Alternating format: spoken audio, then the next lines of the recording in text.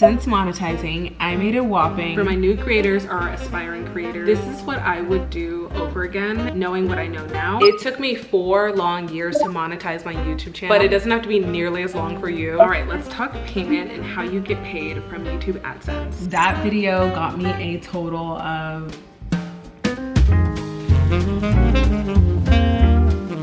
welcome back, friends. We are here for another video. Guys, I'm excited because not only obviously from the title, you can tell there are good vibes flowing on this channel right now, but I think it's been a long time coming, and I really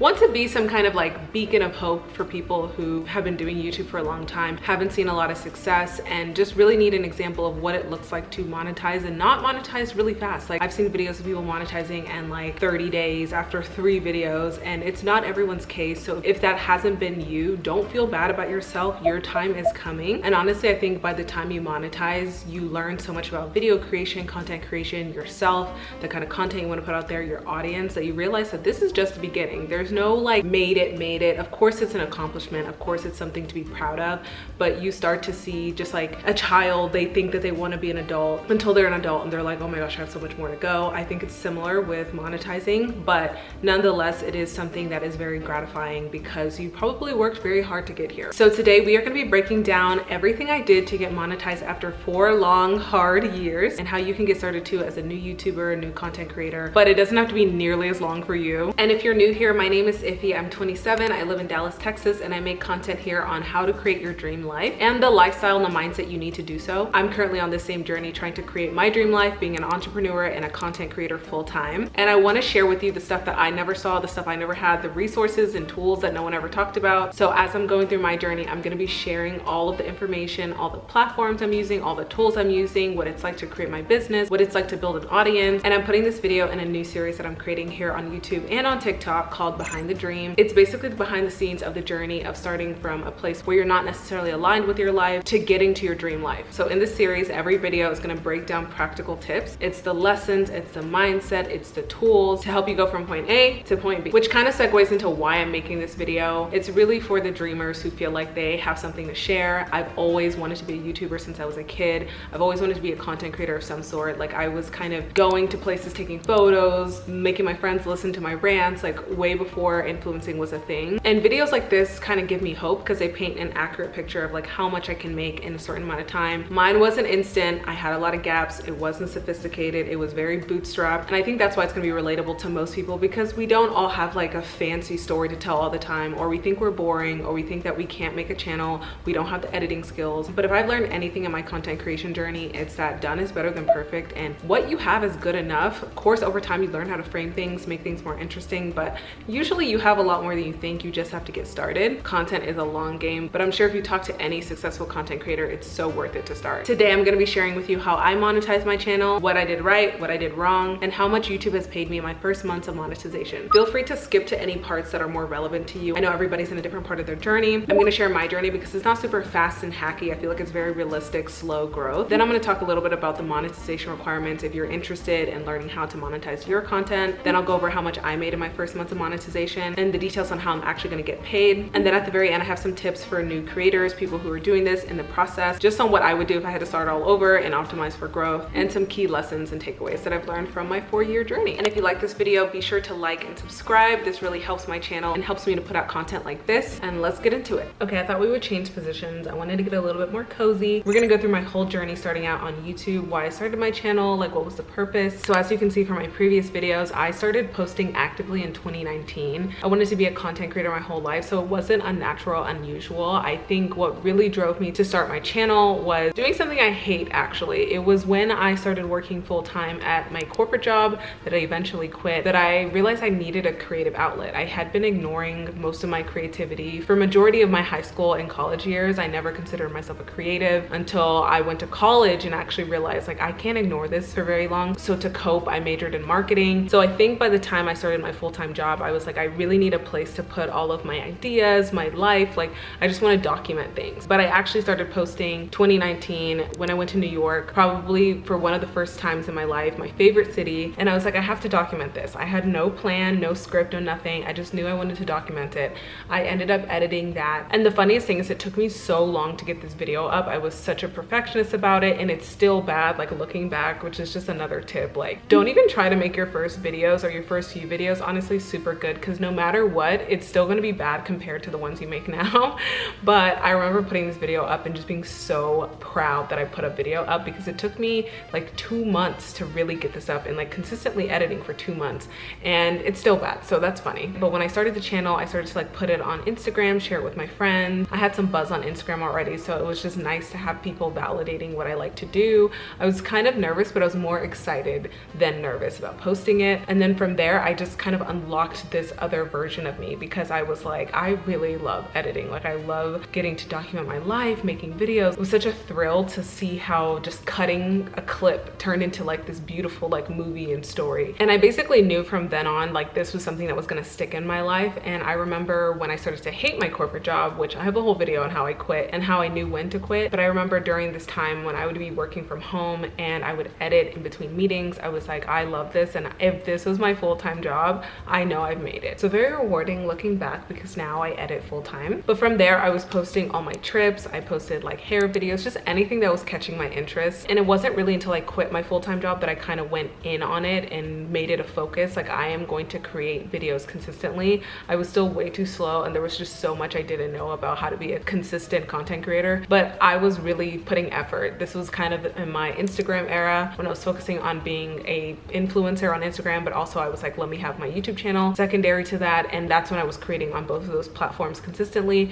but it was still not as consistent as I create today. And then I got into freelancing, where I just completely stopped creating at all. And that's where I kind of had this big gap in my creation, and I kind of stopped posting on YouTube. And then when I got laid off from my biggest client in freelancing, I migrated into TikTok, because that's what was the new thing. I had a big TikTok era, which I also have a video on. And then I think when TikTok started to slow down in growth for me, and I was starting to feel kind of like addicted to like the slot machine mentality of like posting and seeing what happens, I was like, I think I need a platform that's more sustainable, which kind of brought me back into YouTube, where I was like, I feel like YouTube is very raw, it's very real, it's exactly what I want to do for my audience. If I had a video on TikTok that wasn't doing well, I also had another place to kind of like have more of a delayed gratification, if that makes sense. So that basically covered all the 4 years, or honestly, I think 5 years of me posting and not necessarily seeing results. In the early days, or the early years I started posting, I had a decent amount of videos do well. So I had like a luxury tour that did really well. I had my apartment tour that did really well. And these were all things I was super into. I was really into just kind of like the luxuries of life, like the fun things. My work from home video did really well, and that's the video I expected to do the least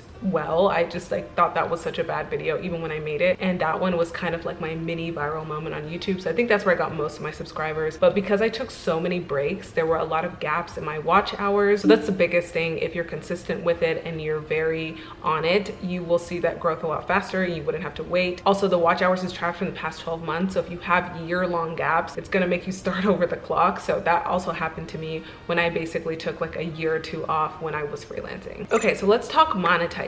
It basically took me about 69, 70 videos for me to become monetized. And I think this is really good to note, because I had a goal myself when I came back to YouTube more seriously after TikTok. I was like, just make 100 videos, get to 100 videos. And I think when I made that goal earlier this year, I only had like 30, 40 videos. And over the past 6 or 7 months, I posted like the remaining of that, like that 30 videos. So I very recently got monetized. And I think that all happened because of the more serious dedication and consistency in the past 6 months. And like you'll see with a lot of other creators, most of the watch hours and the subscribers come from the same top videos. So my biggest videos and my top videos have been my podcasting video and my how I knew corporate wasn't for me video. I also had another clothes or closet clean out video do really well, but I don't think that brought a lot of like watch hours and subscribers. It was a decent amount, but it wasn't as much as these two, because I feel like these ones really touched and connected with my audience, and it was also something educational and informational for people. So when it comes down to monetizing, you need a set of two things, and there's two different options for this. You can either, one, have 1,000 subscribers and 4,000 watch hours, or have 500 subscribers and 10 million YouTube Shorts views. And like I mentioned, you also want to make sure that your watch hours and your subscribers were gained in the last calendar year, the last 12 months. And if you do the other option with Shorts and subscribers, you get those kind of views in the last 90 days. So you really need to do it in a timely manner. That's why consistency works really well with YouTube and honestly all the other platforms. But if you have short form content somewhere else on TikTok, on Instagram Reels,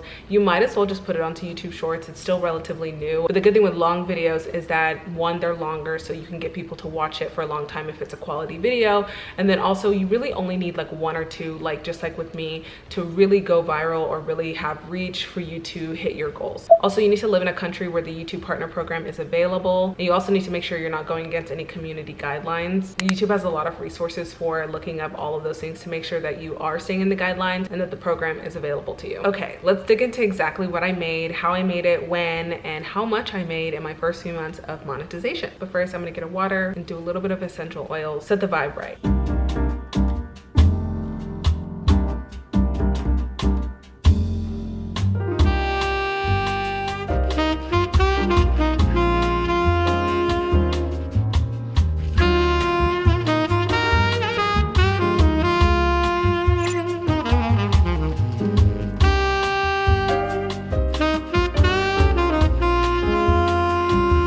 Okay, drink is secured. I ended up going with lemonade because I was like, you know what, why not? Let's treat ourselves. Okay, are you ready for the big reveal? Since monetizing, I made a whopping $157.69. Let's break it down. This is as of July 31st. I'm sure this video will be coming out later, so I will be sure to update the August. But for now, we're gonna work with how much I made up until now. I don't know the exact date of when I got monetized, but it was in June of this year. I think it was right at the beginning of June. Actually, I just did some digging and I think it was the second week of June. And I don't think I really saw the tracking of any of it until the third week of June, like the 18th. So it really hasn't even been that long, and it's kind of crazy how much I've made in just a short amount of time. Now, one thing I do want to mention is I do feel like there are certain videos, the ones that were doing well, that happen to do well right as I monetized.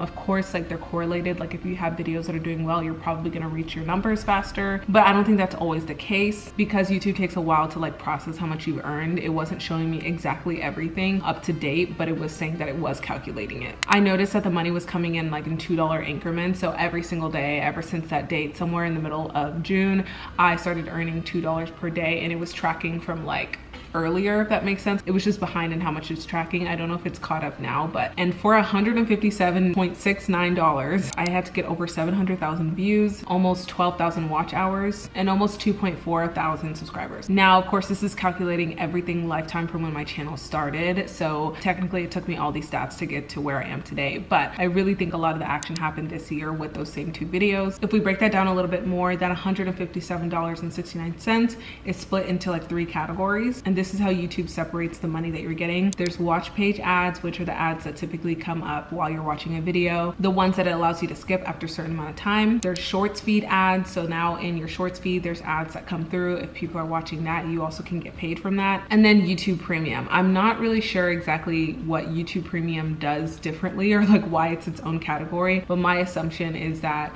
because people pay a higher membership for YouTube Premium, you monetize more off of them. And 89% of the money that I made in the first 2 months was coming from watch page ads. I feel like this is the most common. That was a total of $140.41. 6.5% of that money was through YouTube Shorts feeds. I got a total of $10.17 from that. And I got a total of $7.11 from YouTube Premium subscriptions, which was about 4.5% of that total amount. Now for digging into the deeper earnings month to month, how much I made each month, my highest performing videos. Let's get into those analytics. I'm gonna cover shorts really quickly because I feel like it wasn't majority of my money. I don't think you make as much money there, but it is a little bit. It's like something, so why not? If you already have videos posted on other platforms, you might as well transfer it here because you get a little bit of money. My top earning short was my New Balance video. There is something about people and shoes these days. Like that video has been popping off. I think it's over like 300,000 views at this point, but lots of engagement, lots of sneakerheads. I love shoes, and this is again all from TikToks. Like all my shorts are from my TikTok, so I just transfer them over to my YouTube. So I think it's a win-win. And that video video got me $3.56. I recently posted a video from my TikTok again about like freeing your inner child. That one got me $1.59. Another like healing my inner child video got me $1.25. Sambas, my Samba video about my Adidas Sambas Special. I love those shoes. They're my favorite shoes. That was another unboxing. They got me 78 cents. A lot of these like random TikTok sounds or like funny, relatable videos, they do well on shorts. Obviously, that one got me 70 cents. So breaking it down month to month, in June, I made a total of $73.55, which honestly, I had probably only been monetizing like half of the month. Like there was some days where I wasn't monetized. So that's pretty good for not it being a full 30 days. During this month, I also got 257 subscribers. A lot of that was from my podcast video. I posted that podcast video. When did I post that video? Literally February 25th, and it really wasn't starting to pop off until like months later. I'm pretty sure it started like popping off in May. For the longest time I was like, man, that was like such a good video. I feel like I made a good video and it just didn't hit. But YouTube's algorithm is very delayed, so sometimes things just like pop up way later. In July, of course, I was monetized the whole month, so I feel like there was just more room for earnings and maybe the backlog. I made a total of $84.13 in July.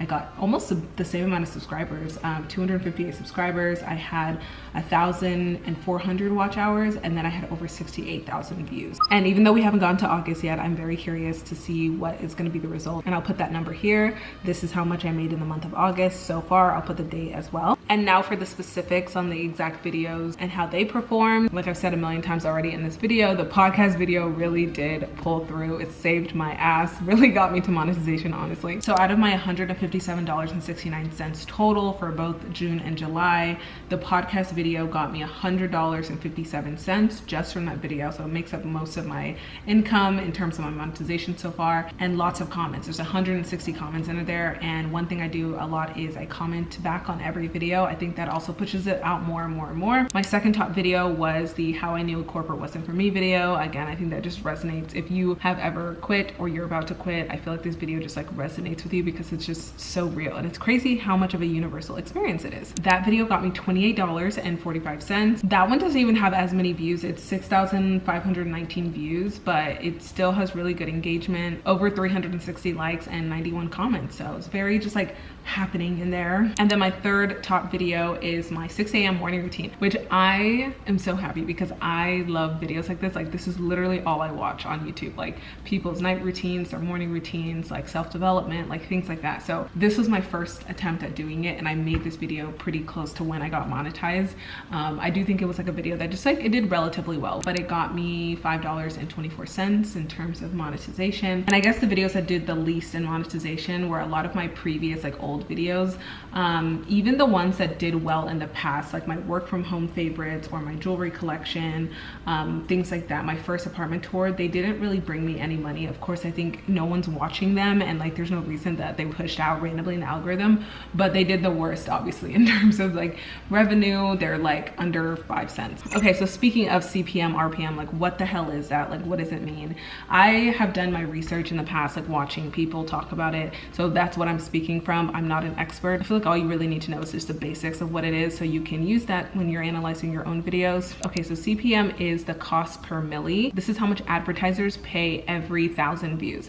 So if you don't really know how like YouTube works or how YouTube makes money, it's all advertising. Like everything is just advertising. Companies like Google or Uber or Sticker Mule, I've been getting so many Sticker Mule ads. They pay YouTube to have a slot in the viewers' ads. So all the ads that you're watching, of course, those companies have paid for their slot. So they pay YouTube, and then YouTube takes their cut, obviously, and then they pay you the leftover. According to what I've searched and what I've heard recently, YouTube takes about 45% of your CPM, so basically how much the advertisers pay you, and they leave you with the 55% leftover. And then the RPM is exactly what that leftover is for you. So after YouTube has taken their cut, you essentially get that RPM, that revenue per 1,000 views, so whatever's left over. And that's what you take home in your AdSense. Of course, you need to be aware that with AdSense and like anything that is not through like a formal employer, you do have to pay taxes on that as well. So just keep that in mind. Like the money is not just the money, and it also takes a while to push out. So, okay, let's have a seat because we're talking about payment. There's a really good YouTube in-depth video on how to do this exact process. Like like step to step, I will link that below. It's from YouTube and Google AdSense themselves. It has all the steps and like shows you picture by picture how to do it. But basically when you're eligible, so when you have met one of those thresholds, 1,000 subscribers plus 4,000 watch hours, or 500 subscribers and 10 million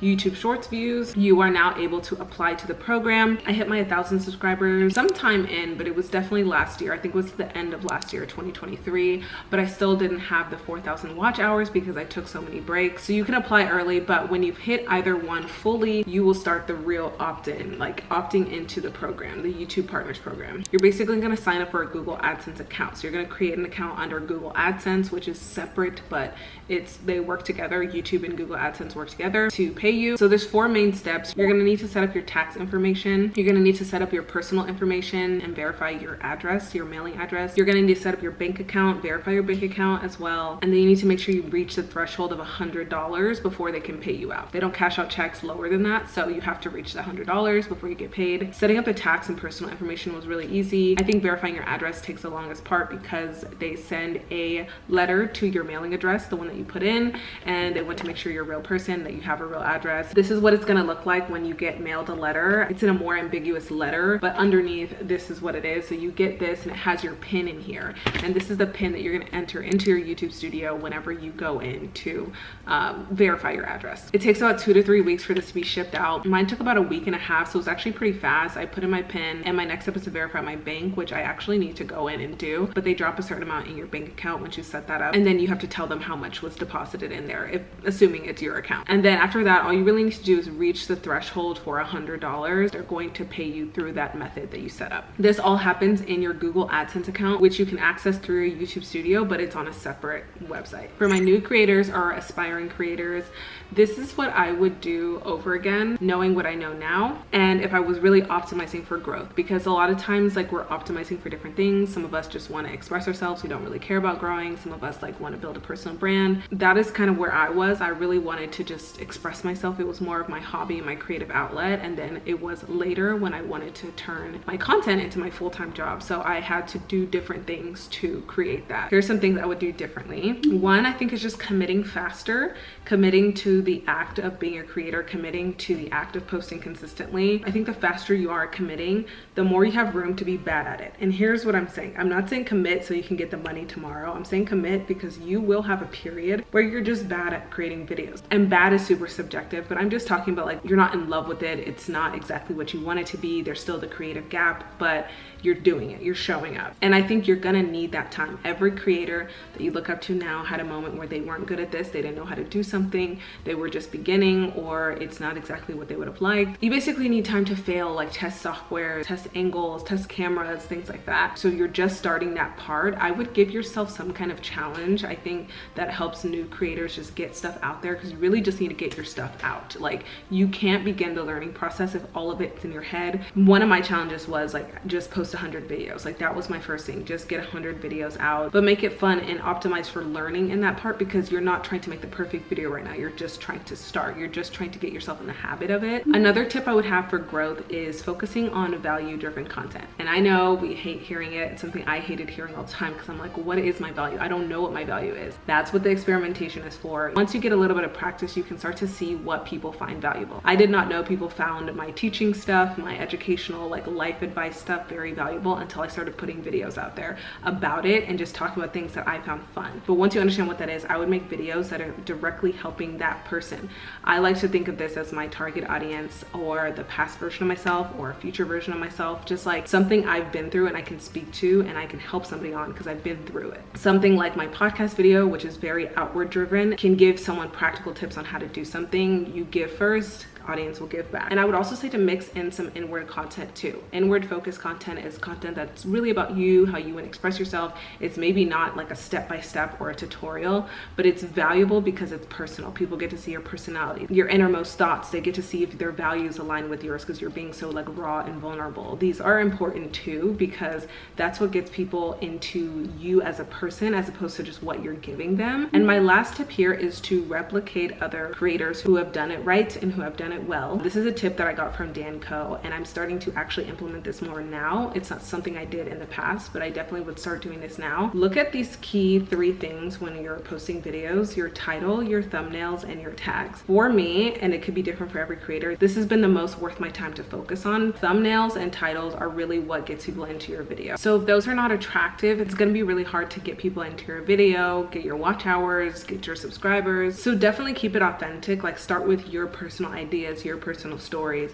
but see where that overlaps with what's trending, what's popular, what other bigger successful creators have done before. I like starting with what I create, what I like, what I'm interested in, jotting those down, having a list of ideas, and then just seeing how it overlaps with what's popular.